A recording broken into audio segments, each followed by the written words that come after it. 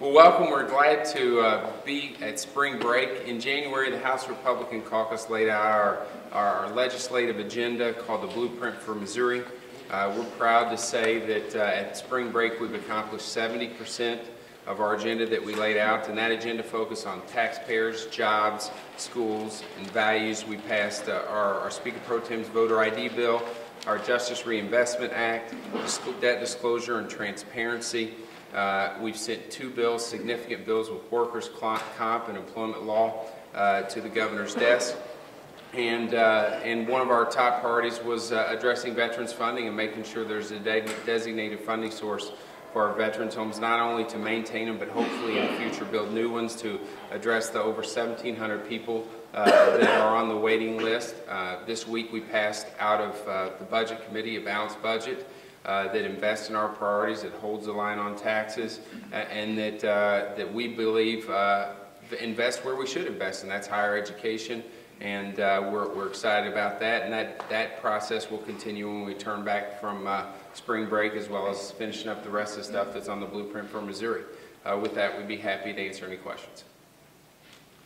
Why was it important to send that workplace discrimination bill to the governor when it seems pretty clear he's going to veto it? So what was accomplished by that? Well, we hope it brings him to the table, because the House, we welcomed the governor's input in the process, and maybe he thought we couldn't pass it a second time, but we did. It's going to go to his desk, and the House Republicans welcome his input in the process, and we hopefully he signs it. If he chooses not to sign it, we'd love to sit down and work with him before the end of session to get something passed and get something done.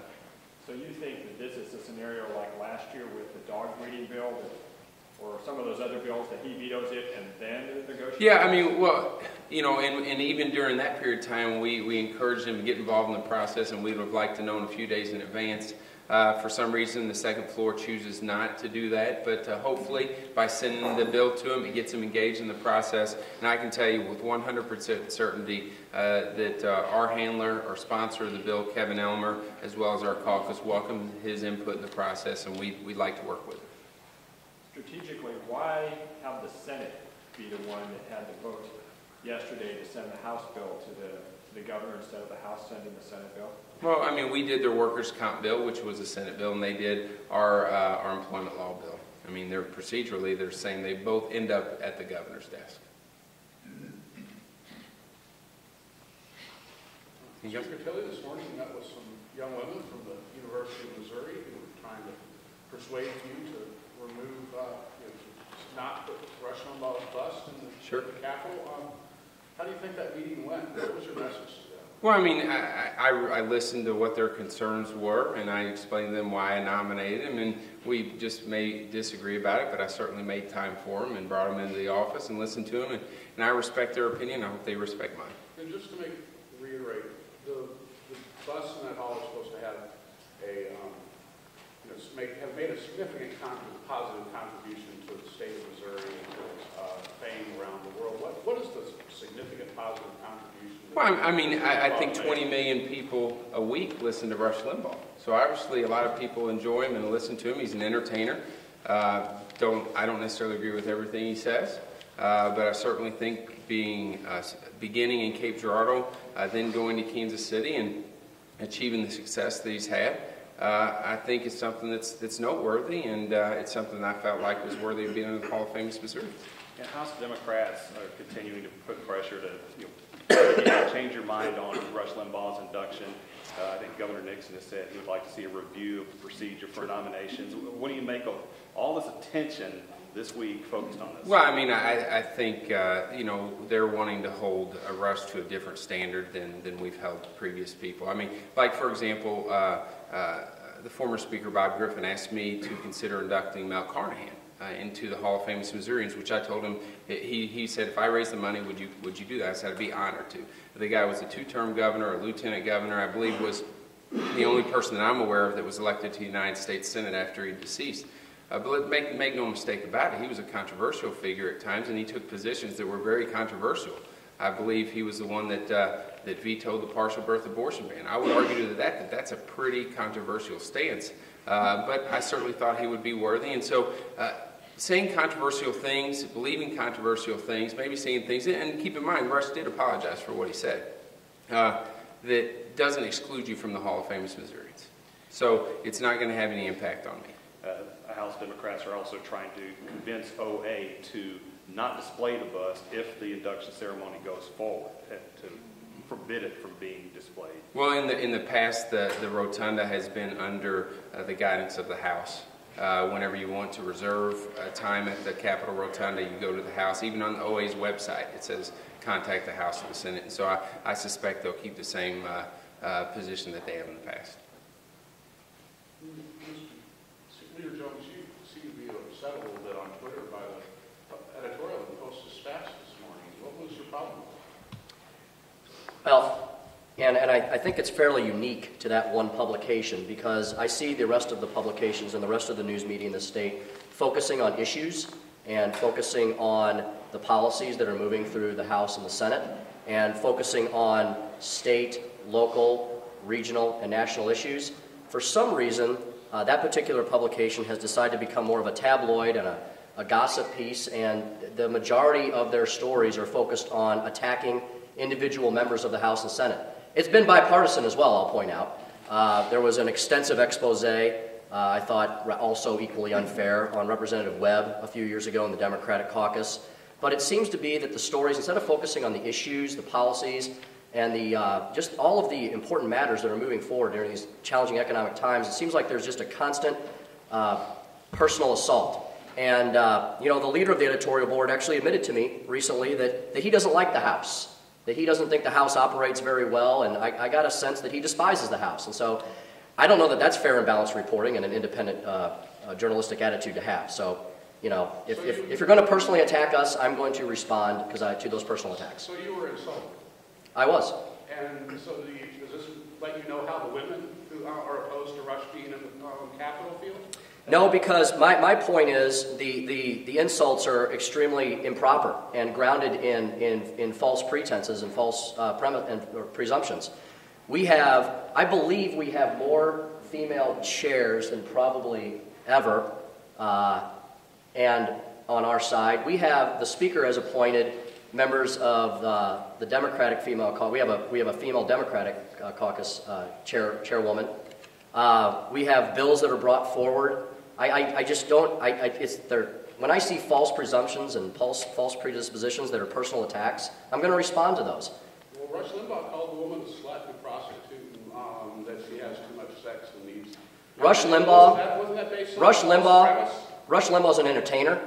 I think that journalism should hold itself to a standard above entertainment. It's supposed to be reporting the news. Yeah, and Rudy, let's make it clear. He's been on the radio for 20 years. You're from, you've worked down in my neck of the woods. He's been on the radio for 20 years, for 3 hours a day, and he said probably a lot of things that I don't necessarily agree with. So I'm not, my nomination to him in the Hall of Famous Missourians is not a support of every single word he's ever said, nor was any speaker's nomination to any member of the Hall of Famous Missourians an endorsement of every single person or every single thing that they said or did.